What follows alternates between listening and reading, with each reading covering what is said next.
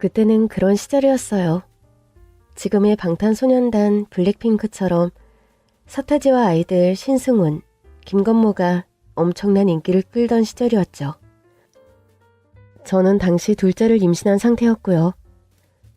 IMF가 오기 전 IMF라는 것을 잘 모르던 그런 시절, 그 속에서 저와 남편, 첫째 아들은 아끼고 아끼며 힘겹게 살고 있었습니다.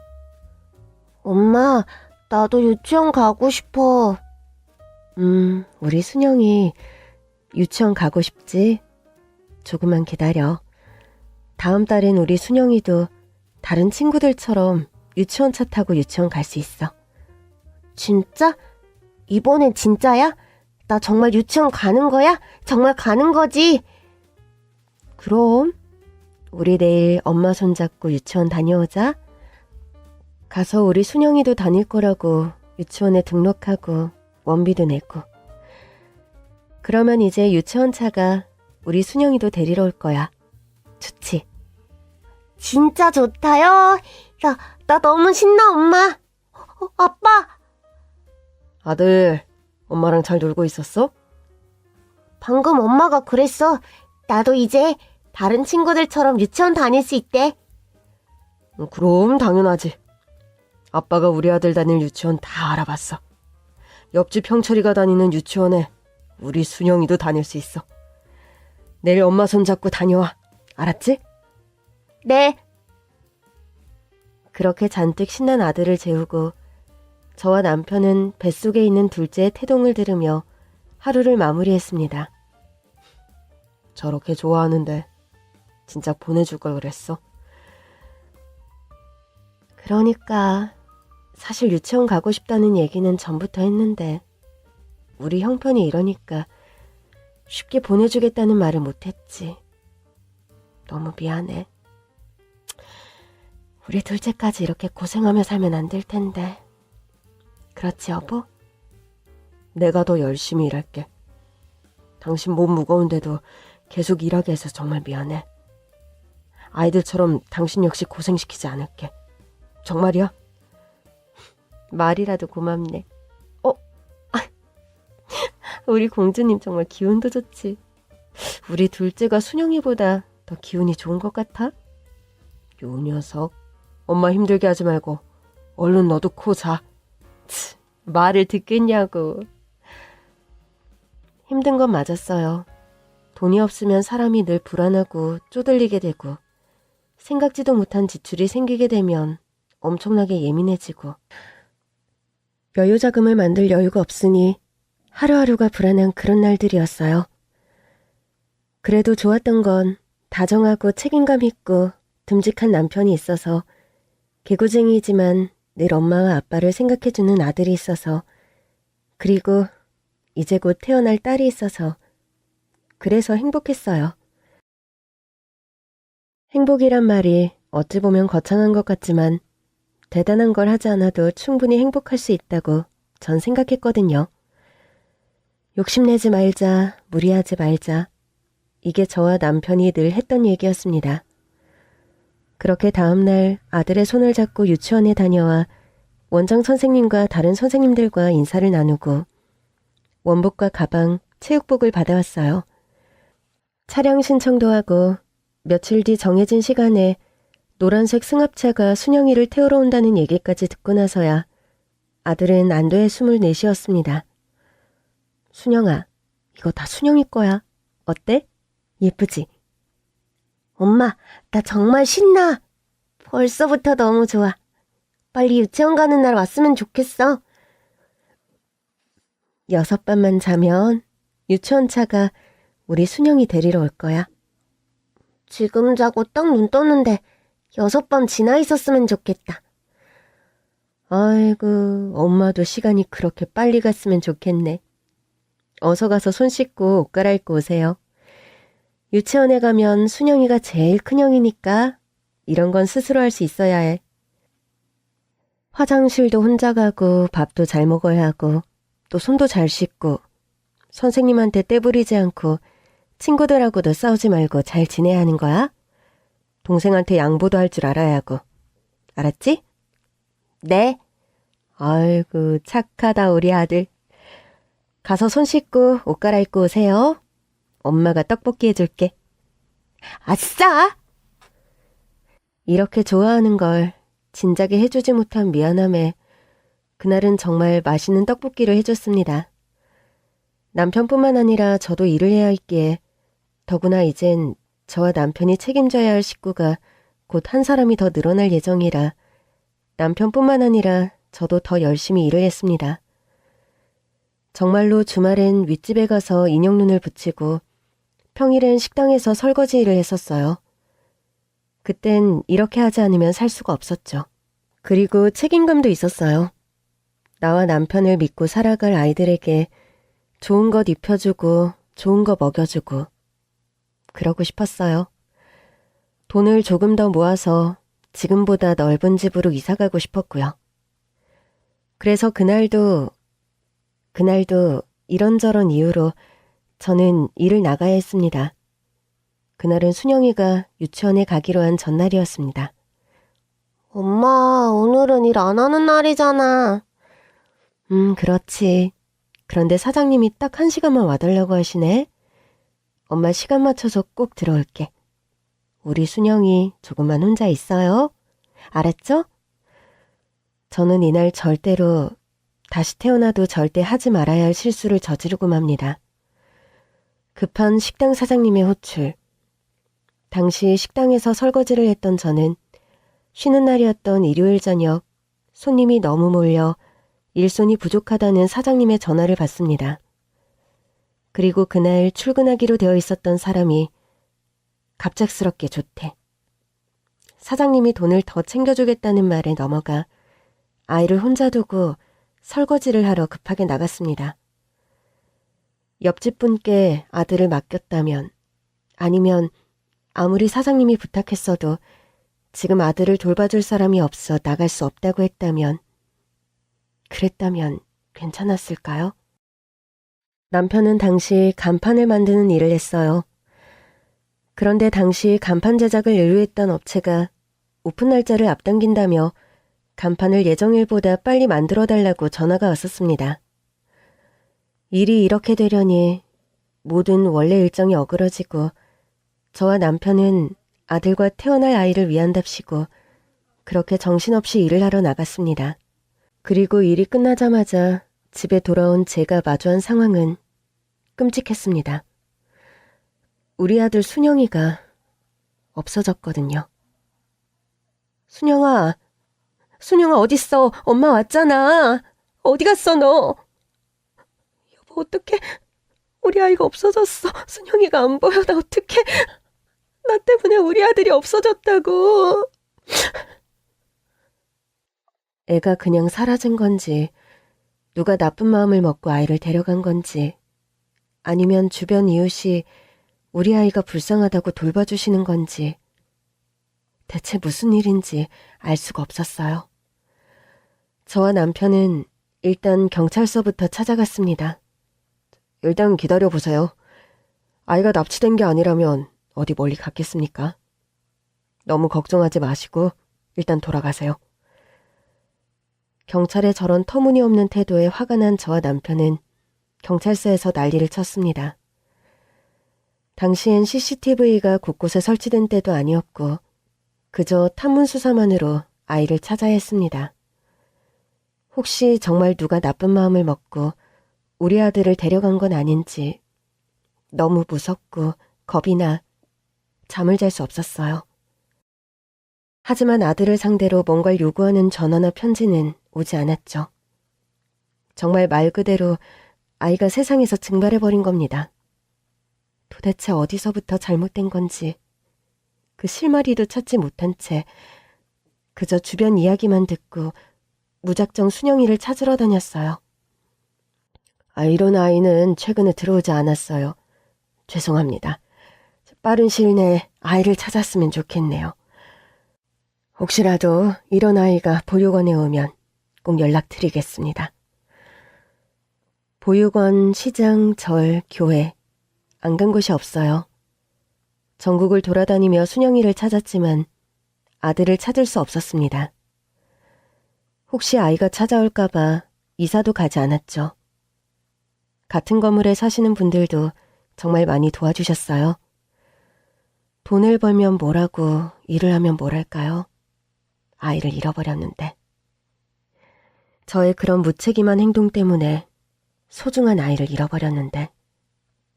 저는 그저 무식하고 미련하고 멍청하고 바보 같은 그런 엄마일 뿐이었습니다.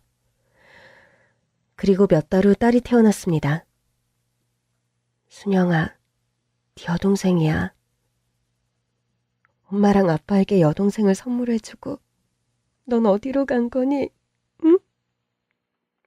엄마랑 아빠랑 이제는 네 여동생이랑 같이 너를 기다리고 있단다.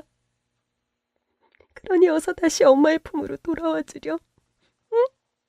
엄마가 다 잘못했어. 엄마가 너무 미안해. 엄마가 평생 용서를 구할게. 그러니 화를 내도 엄마 앞에서 내고 엄마를 원망해도 엄마 앞에서 엄마를 원망해줘. 그러니 제발 다시 돌아와 주겠니? 응? 제발 순영아. 엄마가 이렇게 매일 기도할게. 매일 너에게 용서 구할 테니까.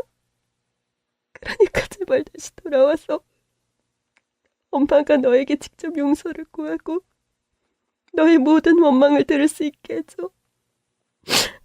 너 없는 이런 지옥 같은 삶은 정말 너무 끔찍해. 싫어. 응? 네가 평생 엄마에게 욕을 할 거라고 해도 좋아. 뭐든 좋으니까 제발 나타나줘, 순영아. 멍청하게 아들을 잃어버린 엄마. 뭐하러 이 세상을 살겠습니까? 살아서 뭘 합니까? 그래도 살았어요. 저는 우리 아들을 만나야 하니까요. 우리 아들 순영이를 만나면 꼭 해줘야 하는 말이 있으니까요. 저는 딸을 낳고 몸을 푸느라 한동안 남편만 아들을 찾으러 다녔었어요. 안 가본 곳이 없이 다녔지만 아들의 흔적을 찾을 수 없었죠. 결국 저와 남편은 아들을 찾으러 다니는 걸 그만뒀어요. 대신 이곳에서 움직이지 않고 아들을 기다리기로 했죠. 저희가 사라지면 나중에 아들이 왔을 때 얼마나 황망하겠어요. 그래서 꼼짝 않고 그 자리 그대로 기다렸습니다. 저는 하던 일도 그만두고 새로 태어난 딸을 돌보며 아들을 기다렸습니다. 지금 생각해도 저는 이런 나약한 저를 지켜주고 옆에서 든든하게 버텨준 남편한테 정말 감사하고 고마워요. 남편은 저의 이 고통을 이해해주고 또 저에게 뭘 하라고 특별히 시키지 않았어요. 힘들면 힘들어해라. 일부러 괜찮은 척, 아무렇지 않은 척하지 말라고 했어요. 누구보다 제 마음을 헤아려줬죠. 이건 그 누구의 잘못도 아니야. 어쩌면 이 일은 우리가 신경을 썼어도 벌어졌을 일이야. 그러니까 그렇게 자책하지 마. 그리고 우리 순영이를 나와 같이 기다리자. 분명 우리 아이는 우리의 품으로 돌아올 거야. 그러니까 괜찮아. 사람들이 우릴 보고 아이를 잃어버린 나쁜 부모라고 손가락질하면 어떡하지? 실컷 하라고 해. 다 괜찮아. 그 사람들의 관심은 거기서 끝이야. 진정으로 우리를 걱정해주고 순영이가 돌아오길 기다리는 사람들은 우리 앞에서 그런 식으로 함부로 얘기 못하지. 못해. 그런 사람들까지 신경 쓸 필요 없어. 그렇게 공감 능력도 없고 예의도 없는 사람들은 차라리 없는 게 좋은 거야. 그러니까 그런 걱정은 하나도 할 필요 없어. 알았지? 알았어. 하지만 저의 우울은 끝을 모르고 깊어졌죠. 딸인 순교에게 너무 미안해요. 대체 이 아이를 어떻게 키웠는지 기억나지 않아요. 딸 역시 자신에게 오빠가 있고 오빠가 세상 어딘가에 있다. 이 정도만 알고 있죠. 하지만 크면 클수록 알았을 거예요. 엄마와 아빠가 자신의 오빠를 잃어버렸다는 것을요. 하지만 딸은 저의 이런 기운 없음을 뭐라 하지 않았어요. 사춘기 시절에도 불평불만 한 번 하지 않았죠. 저는 아들은 물론이고 딸에게도 너무 나쁜 엄마예요. 남은 자식이라도 잘 키웠어야 했는데 그러질 못했죠. 엄마, 나 몸이 이상한 것 같아. 너무 아파. 엄마, 나 아파. 너무 아파. 승규야, 승규야 정신 차려. 승규야. 너무 무서웠어요. 이렇게 딸마저 잃는 것인가. 말도 안 되는 일이었고 있어서도 안 되는 일이었죠. 저는 당장 119에 신고해 딸과 함께 응급실을 찾았어요. 피검사, 소변검사, 엑스레이까지 찍고 수많은 검사를 했죠. 그리고 의사 선생님이 하신 얘기는 저를 또 절망에 빠뜨렸습니다. 혈액암입니다. 빨리 치료를 받아야 합니다. 그게 무슨 말씀이세요? 우리 딸이 아프다니요. 이렇게 어리고 젊은 애가 무슨 암이에요. 잘못된 거죠. 검사 다시 해주세요. 이건 우리 딸 검사 결과가 아니에요. 선생님들이 지금 실수하신 거라고요. 엄마, 승규야, 다른 병원 가보자. 이거 검사 결과가 잘못된 거야. 네가 암일 리가 있어? 여기 병원이 이상하구나. 엄마랑 빨리 다른 병원 가자. 더 늦기 전에 조혈모세포 이식을 받아야 합니다. 아버님도 계십니까? 따님과 적합한지 와서 검사 받으세요. 다 저 때문이라고 생각했어요. 검사 결과를 듣고 그 자리에서 앉아서 울었습니다. 소리도 나지 않더군요. 누군가가 제 귀에 속삭이는 것 같았어요. 다 너 때문이야.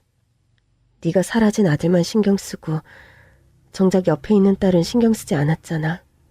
그래서 네 딸이 아픈 거야. 딸은 평생 널 원망할 거야. 엄마 때문에 내가 이렇게 아픈 거라고. 정작 엄마 옆에 있는 건 난데 사라진 오빠만 평생 그리워했지. 그러면 난 필요 없는 자식이야. 그러면 나도 사라질게. 오빠 찾아서 행복하게 살아. 아마 평생 네 딸은 너를 이렇게 원망할 거야. 아니야, 그렇지 않아. 더 소중한 자식은 없어. 모두 나에겐 다 소중한 아이들이라고. 매일 이렇게 악몽에 시달렸고 정말 말 그대로 살 수가 없었어요. 내가 사라지면 이 엉망진창이 모두 제자리로 돌아올까? 그럴까? 나 하나만 사라지면 모든 것이 다 제자리를 잡고 우리 아이들도 고통받지 않고 살 수 있을까? 그렇다면 난 뭐든 할 수 있어. 당시 저는 몸뿐만이 아니라 마음까지 엉망진창이었어요. 제대로 된 사고를 할 수 없었죠. 제가 뭘 해야 딸 순규를 살릴 수 있는지 제대로 판단하지 못했어요. 그래서 딸이 치료를 받고 집으로 돌아왔을 때 문을 열자마자 딸이 본 광경은 쓰러져 있는 저였습니다. 정말 딸에게 못할 짓이었죠. 그런데 미련한 저는 일을 저질렀고 딸은 손을 벌벌 떨면서 119에 신고했습니다. 엄마가 쓰러지셨어요. 빨리 와주세요. 쓰러지신 지 얼마나 되셨죠? 모르겠어요. 저는 병원에 다녀온 길이었고 집에 문을 열고 들어와 보니 엄마가 이렇게 쓰러져 있었어요. 그러면 이건 뭡니까? 잠이 오시지 않을 때마다 드시던 거예요. 아무래도 이것 때문이신 것 같아요. 그러면 엄마는요? 네? 엄마 살 수 있는 거죠? 일단 의사 선생님이 진찰하신 후에 보시죠. 제가 이렇게 어리석었습니다. 정말 못났죠? 이런 식으로 가족에게 또 하나의 걱정거리를 안겨주는 그런 못난 엄마고 아니었습니다. 긴 말하지 않을게. 당연히 우리 아들도 소중해.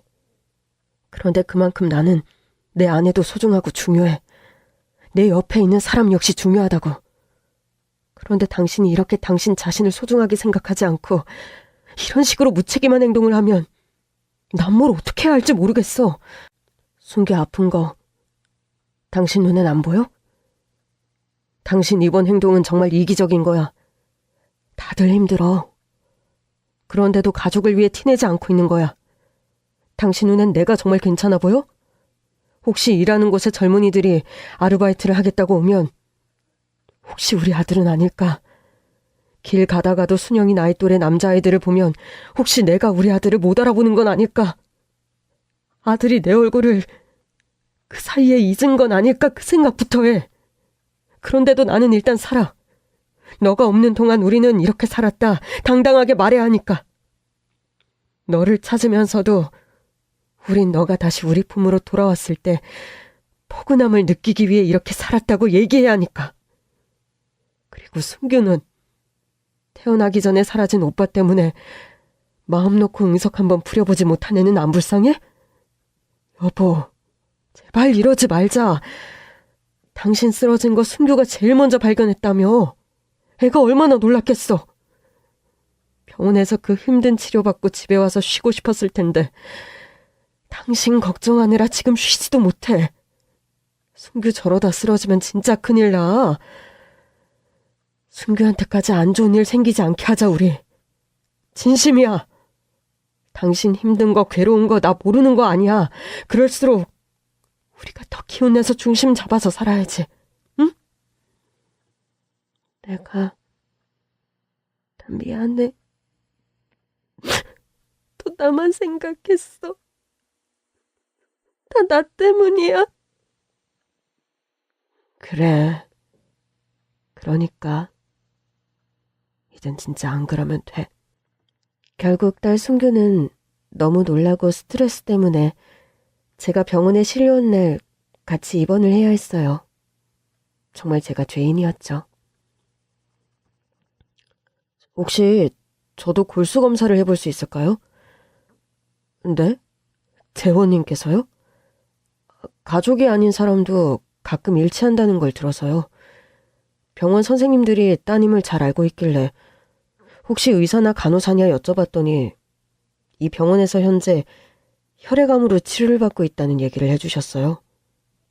그래서 저도 혹시 도움이 될지 모르니 검사를 한번 받아보고 싶습니다.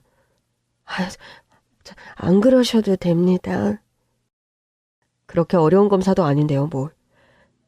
아니지, 정말 괜찮습니다. 걱정하지 않으셔도 됩니다. 혹시 제가 따님의 은인이 될 수도 있잖아요? 갑작스러운 구급대원의 검사 요청. 그리고 그 결과는 정말 놀라웠습니다. 이렇게 완벽하게 일치하는 건 정말 처음이에요. 아니, 어떻게 이렇게 일치할 수 있지? 혹시 잃어버린 가족이나 그런 거 아닙니까? 의사 선생님의 저 말에 아무도 웃을 수 없었습니다. 저도 혹시나 하는 마음에 구급대원의 얼굴을 천천히 살펴봤지만 아들 순영이의 어릴 적 모습은 전혀 보이질 않았거든요. 그럴 리가 없죠. 순영이가 저희를 보고 몰라볼 리가 없잖아요. 저와 남편도 일치하지 않아서 어찌해야 하나 걱정이 많았는데 우연하게 만난 구급대원의 도움으로 딸은 수술을 받을 수 있게 됐습니다. 그리고 수술날, 딸, 수술하고 나오면 다 괜찮아져 있을 거야. 그러니까 너무 걱정하지 마. 알았지? 응, 알았어.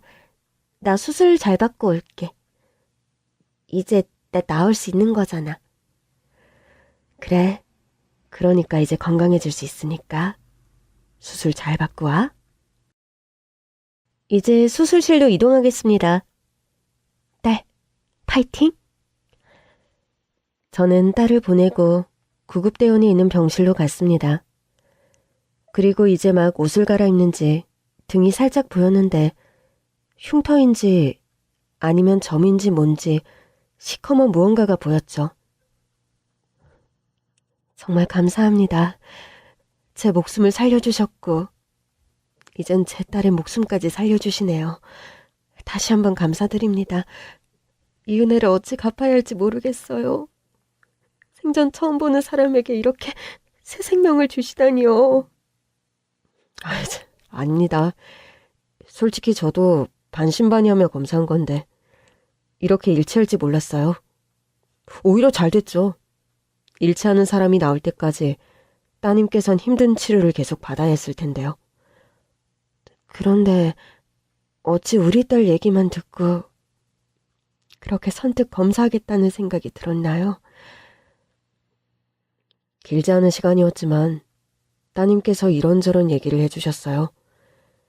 그리고 기다리고 있는 가족이 있다는 얘기도요. 저 역시 기다리는 만나고 싶은 가족이 있거든요.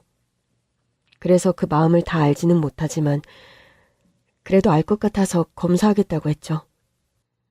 그리고 이렇게 검사 결과가 좋게 나와서 수술까지 하게 되고 정말 다행이에요.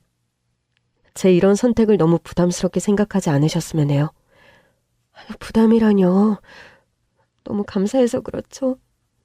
나중에 대원님께 이 감사함을 어찌 갚아야 할지 모르겠습니다. 저 대원님 가족도 뵙고 감사 인사를 드려야 할 것 같아요.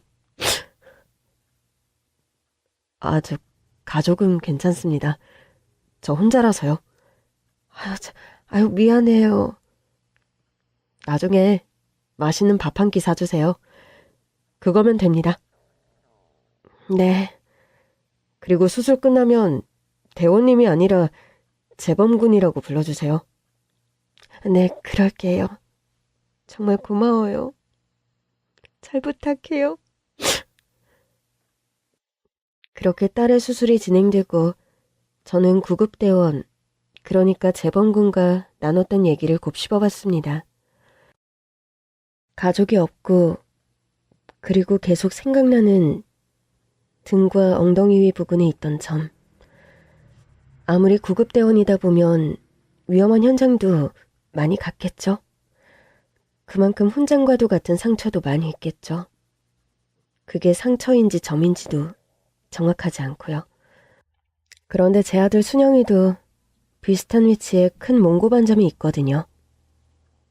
설마 저 사람이 우리 순영이일까? 아무런 물적 증거도 없이 그냥 심적 증거만으로 이렇게 사람을 의심해도 되는 걸까? 그런 생각이 들었어요. 재범군이 어떤 삶을 살아왔는지 저는 아는 게 하나도 없잖아요. 너무나 훌륭한 청년이잖아요. 나이도 비슷해 보이고요. 여전히 사망신고를 하지 않은 순영이의 호적. 재범군은 어떤 사연이 있는 걸까요? 무엇이 재범군의 마음을 움직이게 해 이렇게 선뜻 검사까지 하고 또 수술까지 할 수 있었던 걸까요? 저는 정말 모르겠어요. 그렇게 심란한 마음과 수술이 잘 끝나길 기도하는 마음으로 남편과 함께 수술실 앞에서 기다렸습니다. 수술 잘 됐습니다. 이제 곧 회복실로 옮길 거예요. 이제 걱정하지 않으셔도 됩니다. 감사합니다. 감사합니다, 선생님. 정말 감사합니다, 의사 선생님. 그렇게 딸아이의 수술은 잘 마무리됐어요. 정말 천운이라고 생각했어요. 저의 미련한 짓 때문에 만난 구급대원이 잠깐의 이야기를 듣고 선뜻 검사를 받아줬고요. 그리고 결과는 놀랍게도 마치 혈육인 것처럼 완벽한 일치. 그리고 딸아이는 회복을 거쳐 무사히 퇴원했습니다.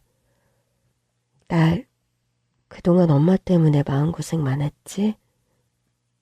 엄마가 너무 미안해. 이젠 그럴 일 없을 거야. 엄마가 우리 딸 꼭 지켜줄 거야. 알았지?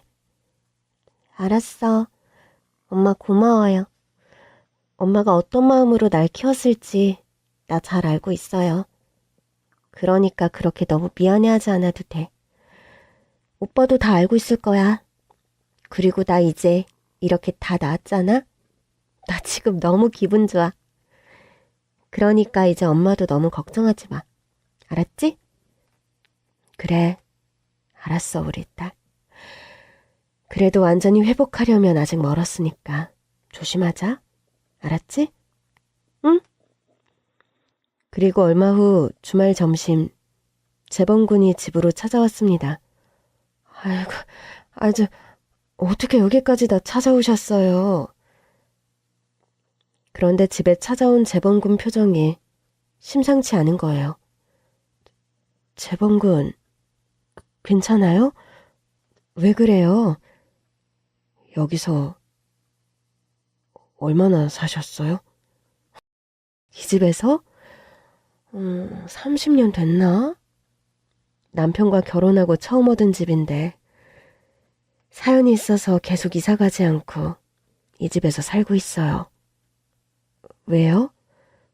설마 혹시 옆집 삼이 할머니는 아직도 약과를 집에서 만드시나요? 뭐라고? 너 누구야? 재범군, 괜찮아요? 무슨 일이야? 아이고, 대원님. 어디 편찮으세요? 왜 그래요? 병원 갈까요? 그리고 고개를 든 재범군의 얼굴엔 눈물 범벅이었습니다. 엄마, 나야. 나왔어. 엄마라고?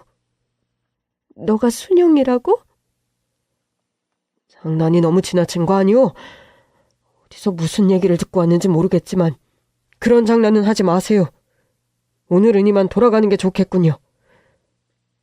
아빠, 겨울 아저씨 오른팔은 다 나았어요? 저 아랫집 평인이는 제 장난감을 가지고 가서 아직도 안 돌려준 것 같은데. 그거 아빠가 꼭 받아서 온다고 했잖아요. 맙소사. 너 정말 순영이니? 잠깐만. 엉덩이 점 좀 보여줘요. 어서, 빨리. 그리고 저는 그 점을 보자마자 확신했습니다. 이 사람은 우리가 그토록 기다렸던 우리 아들 순영이가 맞구나. 어떻게 된 거야? 응? 어떻게 된 거야? 이렇게 잘 살아 있었구나, 우리 아들이. 이렇게 멋진 사람이 돼서 다시 엄마랑 아빠한테 와줬구나. 아유, 순영아. 내 진짜 이름이 순영이에요? 그래, 이 녀석아. 어떻게 된 거야? 저는 기억을 잃었어요. 그래서 지금 제 나이도 정확하지 않아요. 보육원에서 준 이름과 나이로 살았거든요. 일단 앉아라. 엄마가 널 만나면 사과부터 하고 싶었어. 이건 다 못난 엄마 때문에 일어난 일이야. 그러지 마세요. 그러면 제가 살린 아이가 진짜 제 여동생인 거네요? 제가 매일 동화책을 읽어줬던 엄마 뱃속에 있던 아이가 저렇게 컸다고요? 순규는 어디 갔어요? 잠깐 나갔어. 곧 들어올 거야. 네가 친오빠인 거라면 까무러치겠구나. 믿기 어려우시면 친자 확인 검사를 하셔도 좋아요. 확실하게 하는 게 좋잖아요. 그런데 저 거울은 아직도 저 자리에 있네요. 제가 매일 장난치다가 깨먹을 뻔한 적이 많아서 엄마가 저 위에 올려주셨잖아요. 그래, 네 말이 맞아. 네가 좀 장난을 쳤니? 그런데 기억이 없었다니 그게 다 무슨 말이니? 제 인생의 첫 번째 기억은 보육원에 추웠던 방이에요. 그 전에 제가 누구에게서 태어났고 어디서 자랐는지 전혀 기억이 없어요. 그래서 이름도 나이도 모든 걸 다 잃어버리고 보육원에서 자랐죠. 아마 지금 제 나이도 정확하지 않을 거예요. 네가 사라졌을 때 7살이었어. 지금 네 정확한 나이는 한국 나이로 31살이야. 순규랑 너랑 6살 차이 나거든. 저는 지금 제가 29살인 줄 알았는데 이제야 정확한 제 나이를 찾았네요. 그래서 보육원에서 자란 거니? 그 보육원 어딘지 기억해? 그럼요. 결국 이렇게 우리 품으로 돌아왔구나. 우리 아들, 장한 내 자식. 이렇게 멋진 일을 하면서 우리 품으로 와줬어. 저는 아무것도 기억이 없으니까 너무 무서웠어요. 혹시 나쁜 사람들이 내 부모라며 거짓말을 하고 나를 데려가는 건 아닐까. 진짜 부모님이 와도 기억을 못해서 부모님을 슬프게 해드리면 어쩌지? 늘 그 생각을 했어요. 그래서 저를 입양하겠다는 어른들이 나타나도 저는 가지 않았어요. 그 자리에서 부모님을 기다렸어요. 어떻게 해서든 기억을 찾아서 부모님을 뵈러 갈 것이다. 그런데 정말 별짓을 다 해도 기억이 돌아오지 않았어요. 보육원에 있는 선생님들 역시 제가 기억이 없으니 제 부모님을 찾아줄 수가 없었죠. 저를 보육원으로 데려온 경찰, 저를 처음 발견하고 병원에 데려가 준 어르신 모두 제가 아무것도 기억하지 못하니 어쩔 수가 없었죠. 경찰을 만났어? 네. 그런데도 이 경찰들은 우리에게 아무 연락도 하지 않았던 거잖아, 지금. 그러면 진작에 우리 아들을 만날 수 있었는데. 너를 찾으려고 안 가본 곳이 없어. 그런데 너는 이렇게 보육원에 있었는데 우리 실수고 잘못이야. 더 열심히 너를 찾으러 다녔어야 했는데 우리 잘못이야. 그렇지 않아요, 아버지. 정말 저는 괜찮아요. 저 이렇게 건강하게 잘 컸잖아요. 저 왔어요. 대원님. 순규야. 응? 네 오빠야. 네가 그렇게 보고 싶어 했던 친오빠. 아이, 거짓말하지 마세요. 뭐야, 왜 갑자기 그래요? 나 진짜 순규 오빠 맞는데? 진짜? 진짜라고? 진짜 대원님이 내 오빠라고? 그래. 저와 남편보다 딸이 더 많이 울었어요. 오빠, 정말 보고 싶었는데 왜 이제 나타났어? 항상 엄마랑 아빠가 오빠 얘기할 때마다 너무 슬퍼서 저 슬픔이 사라지려면 오빠를 빨리 찾아야 할 텐데 대체 어디 가서 오빠를 찾아야 하지? SNS를 다 뒤져도 오빠랑 같은 이름은 나오지도 않고 이러다 정말 오빠가 이 세상 사람이 아니면 어쩌지? 걱정 많이 했단 말이야. 그런데 왜 이름이 재범이야? 오빠 이름은 순영이랬는데? 사연이 많아. 그래도 이렇게 멋진 사람이 오빠라서 너무 좋아. 갑자기 오빠가 생겼는데 괜찮아? 안 괜찮을 게 뭐가 있어. 난 원래부터 이 집 막내였어. 오빠 때문에 장녀처럼 산 거지. 밥을 먹고 우리에겐 너무 고통스러운 날이지만 그 이야기를 들어야 했죠. 순영이가 사라진 그날 밤의 이야기. 엄마가 일이 있다고 나간 게 생각나요.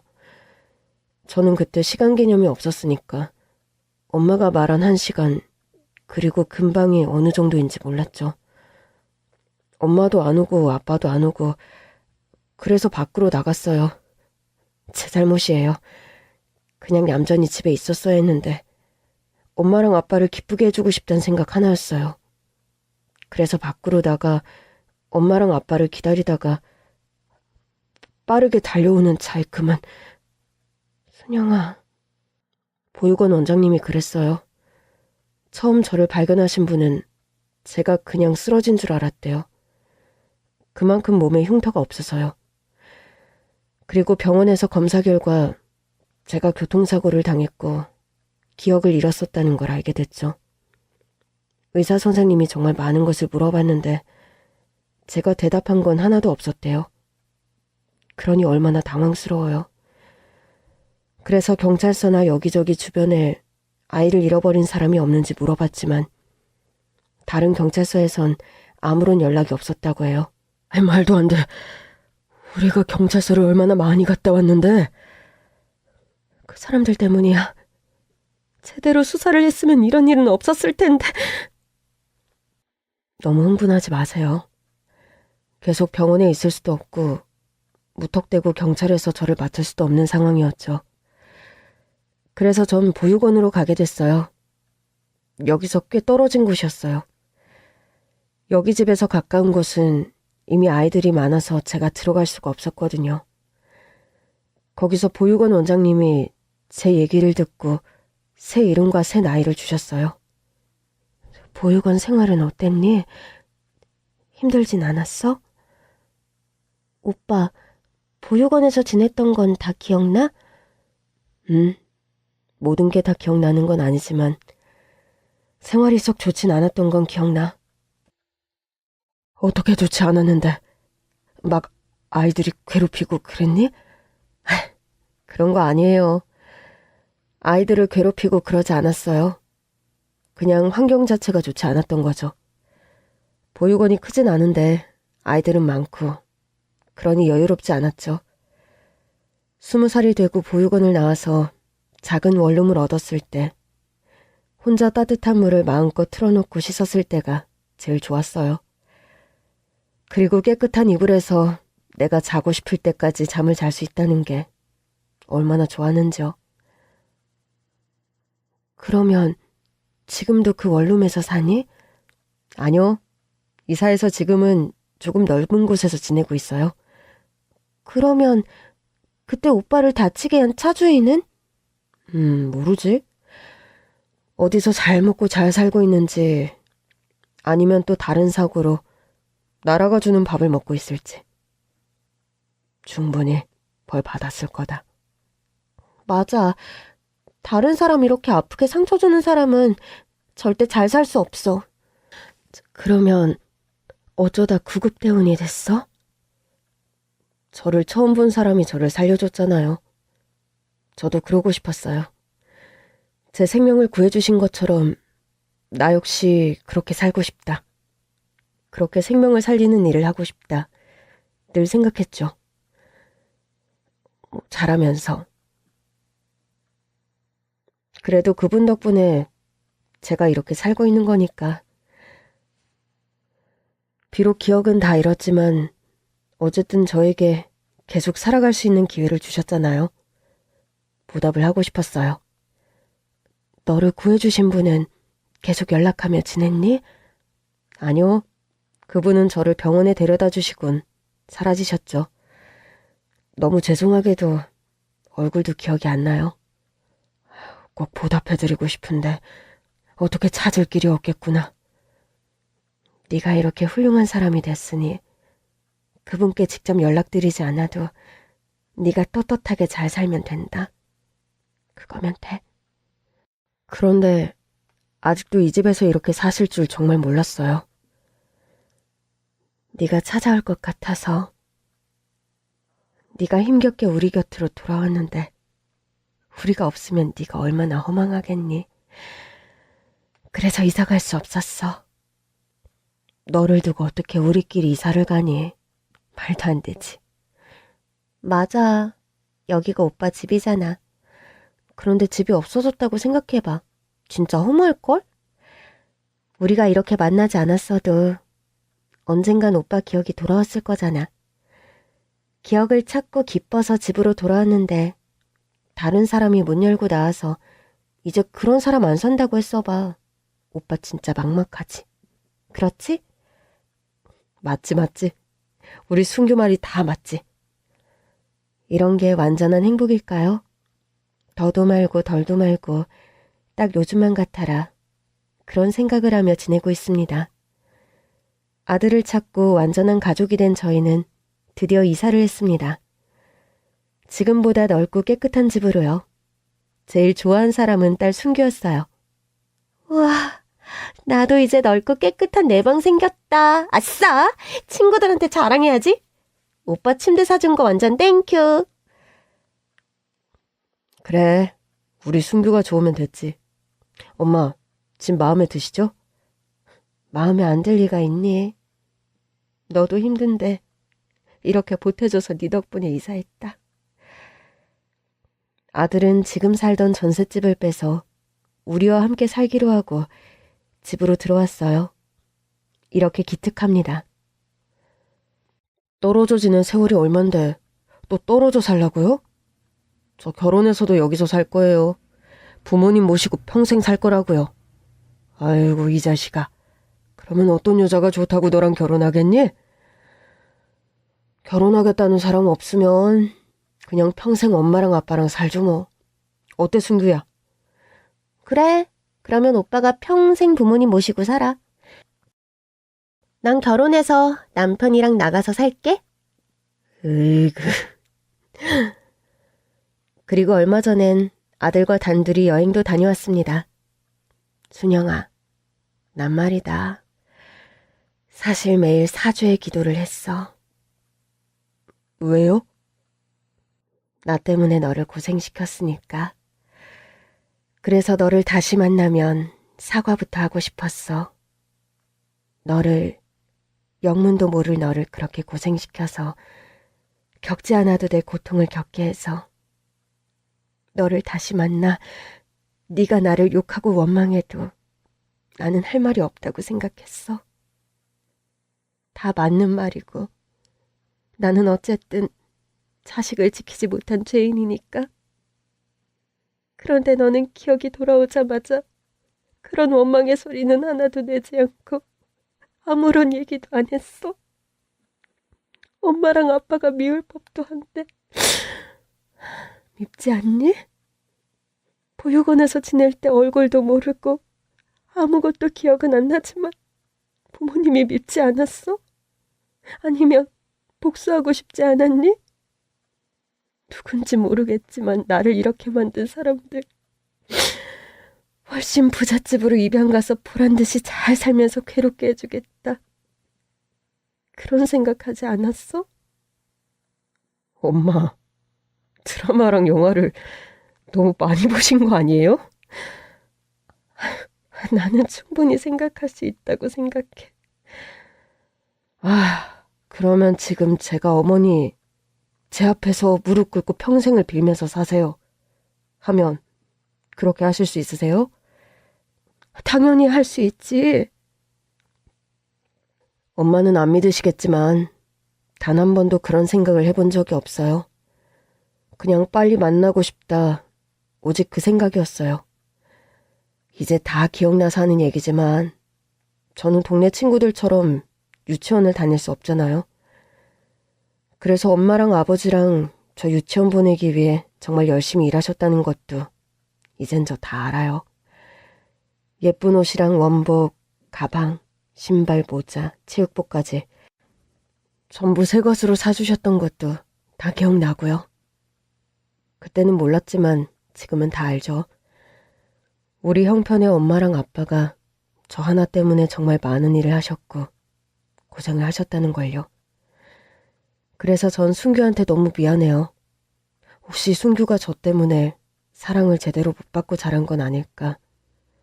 늘 제 그늘에 가려져 있었던 건 아닐까? 엄마와 헤어지고 엄마를 처음 만났을 때 그때 상황을 생각하면 순규가 너무 고생하고 자란 건 아닌지 생각하게 돼요. 너는 정말... 엄마 또 왜 우세요? 저 이렇게 잘 자랐고 우리 이제 만나서 다시 한 집에 살게 됐는데. 당연히 너뿐만이 아니라 순규한테도 난 너무 미안한 게 많은 엄마야. 나는 우리 아이들한테 정말 엄마 소리를 들어도 되는지 늘 고민해. 이렇게 엉망인 엄마도 너희들은 엄마라고 불러주고 나를 좋아해주고 당시 순규를 임신했을 때 널 잃어버렸어. 뱃속에 있는 아이를 챙기기보다 너를 찾으러 다니는데 정신이 팔려 있었어. 태어나서도. 그리고 엄마, 우리 괜찮아요. 안 그래도 순규랑 얘기했어요. 너 혹시 나 때문에 힘들거나 그런 거 없었냐고요. 뭐라고 하니, 순규가. 물론 엄마가 아들해서 서러운 건 사실이었대요. 그런데 순규가 어렸을 땐 이런 사정을 모르니까 그냥 엄마가 아들을 낳고 싶어서 그러는 줄 알았대요. 그런데 이제 순규도 크면서 위에 오빠가 있고 그 오빠를 엄마랑 아빠가 잃어버렸고 죽었는지 살았는지 생사도 모르고 이렇게 귀신 나올 것 같은 집에서 이사도 갈 수 없는 상황이 다 이해되더래요.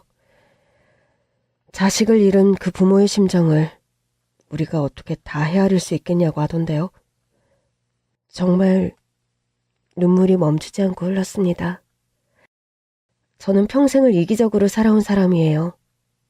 그런데도 아이들은 이런 저를 이해해주고 또 평생 가족으로서 함께하겠다고 얘기해줍니다. 병원에서 처음 만났을 때 그래서 마음이 흔들렸나 봐요. 본능적으로 이 사람이 내 여동생이라는 걸 느꼈을 수도 있겠죠. 그런데 그것 말고도 이 아이를 도와주고 싶다는 생각이 들었어요. 오빠의 그늘에서 늘 숨죽여 살았겠구나. 아파도 아프다고 제대로 얘기는 해봤을까? 지금 걱정이 나를 위한 걱정일까? 아니면 생사도 모르는 오빠에 대한 걱정일까? 그런 고민을 하진 않았을까? 그리고 무엇보다 그날의 순규는 너무 위태로워 보였어요. 자기 자신의 몸도 지금 너무 괴로운데 엄마도 이렇게 아프고 내가 아프다는 티를 내도 괜찮을까? 그런 생각 순규 아마 당연히 했을 거예요. 그때는 정말 내가 할 말이 없어. 네 아빠도 그땐 정색하면서 얘기하더구나. 내 몸 제대로 챙기라고. 아이들한테 그런지만 남겨줄 거냐고. 정신이 번쩍 들었어. 지금 내 딸은 암인데 내가 뭐라고 그 애한테 그렇게 못멀쩡한 나를 신경 쓰이게 하고 있는 걸까? 정말 너무 미안해서 애 얼굴을 볼 수가 없었어. 그런데 네가 정말 뜬금없이 검사를 해주겠다고 하니까 너무 당황스러우면서도 고마웠지. 가족인 나도 이 모양인데 오늘 처음 본 사람이 선뜻 나서준다는 게 참 부끄럽더라고. 엄마는 날 보고 혹시 얘가 내 아들인가 하는 생각은 안 들었어요? 넌 들었니? 사실 전혀 들지 않았어요. 순규한테 잃어버린 오빠가 있다는 얘기를 듣고도 그게 혹시 난가? 라는 생각조차 안 했으니까. 엄마 아들이 이렇게 생각이 없어요? 나는 네 몽고 반점을 보고 혹시 하고 생각은 했어. 그 자리에 그렇게 큰 점이 있는 게 흔하지 않잖아. 그런데도 연결시키지 못했어. 한지 얼마 안 된 사람한테 이것저것 캐물을 수 없고 네가 이상한 아줌마라고 생각할 수도 있잖아. 쉽게 말을 못 꺼냈지. 그리고 그땐 순규 수술에 정신이 팔려서 물어볼 생각조차 못했어. 엄마, 당연히 상처는 있어요. 그렇지만 결국 예쁘게 아물었잖아요. 저와 순규는 괜찮아요. 그러니까 이제 그런 죄책감 속에서 살지 마세요. 저와 순규, 엄마 안심시키려고 하는 말이 아니라 정말 괜찮아요. 그러니까 그렇게 눈치 보고 그러지 마세요. 아셨죠? 그래, 알았어. 그리고 이제 미안하다는 말도 금지해요. 미안해할 거 전혀 없어요. 네? 그래, 이것도 알았다. 늘 박복한 삶이라고 세상을 원망하기도 했었어요. 그래서 이렇게 벌을 받았나 싶었죠. 저의 복은 저의 자식들이었는데 말이에요. 아들도 딸도 너무 소중한 존재들이죠. 첫째는 결혼해서도 우리랑 같이 살겠다고 했었어요. 그런데 저와 남편이 그건 절대 안 된다고, 네 아내 의견도 존중해줘야 한다. 아내 역시 아내의 부모님과 살고 싶을 텐데 그렇게 이기적으로 굴면 안 된다고 했더니 우리 집 근처에 신혼집을 얻었습니다. 그래서 며느리는 지금 임신 7개월 차입니다. 순교를 임신했을 때 잘해주지 못한 게 너무 마음에 걸려서 며느리 뱃속에 있는 손녀딸에겐 최선을 다하고 있습니다. 엄마는 그러면 나한테 더 잘해야 하는 거 아니냐고. 당연히 우리 딸한테도 엄마가 잘해주고 있지. 나 태어나지도 않은 조카한테 질투심이 느껴지려고 하는데? 질투 느끼면 안 되지. 우리 딸, 뭐 먹고 싶어? 딸은 당연히 수술도 잘 됐고 완치 판정도 받았어요. 친구 같은 모녀 관계를 회복했습니다. 옆에 있는 것들은 모두 소중해요. 어느 날 갑자기 사라졌을 땐 이미 늦었죠. 후회해도 소용없습니다. 있을 때 잘하라는 말이 괜히 있는 게 아닌 것 같아요. 기적처럼 아들과 함께 찾아온 행복. 다시 잃지 않게 노력하고 있습니다. 미안하단 말은 하지 않기로 약속했잖아요. 대신 고맙고 감사하다는 말을 많이 하는 나날들을 보내고 있습니다. 저의 이런 행복한 기운이 여러분에게도 전달되기를 바라봅니다. 모두 건강 조심하시고요. 여러분, 그럼 저는 이만 가볼게요. 안녕히 계세요.